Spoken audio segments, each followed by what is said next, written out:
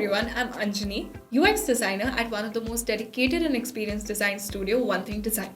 And on this channel, we're going to talk about anything and everything in the framework of business, design, culture, and more. In this video, we're going to talk about the basics of the design process before getting into the core design.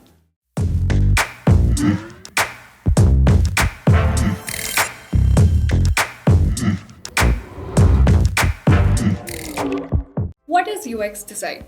UX or user experience design is how a user interacts with a specific product or a service. It encompasses a variety of emotions like feelings, senses, and physical interaction. When it comes to good UX design, it should have a positive experience and meet the anticipation and requirement of the user. The design process is further divided into 5 stages. Stage 1, product definition. One of the most important phases is done before the design team creates anything. Before you create the product, you need to understand the concept for existence. The design definition phase helps create the foundation for the final product. This phase usually includes stakeholder interview, value proposition mapping, and concept sketching. Stage 2, research. The product research phase is probably the most variable between projects. It depends on the complexity of the project, available resources, timings, and many other factors. This stage may include in-depth interviews and competitive research. Stage 3, analysis.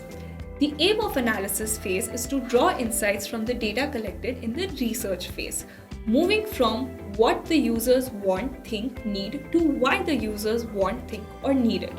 In this phase, the designers confirm their most important assumption is correct. This phase usually includes of creating user personas, creating user stories, and storyboarding. Stage 4, design. When the user's wants, needs, and expectations from the product are clear, the team moves to the design phase. At this phase, the team works on multiple activities like creating the information architecture and the final UI of the product. An effective design phase is both collaborative and iterative.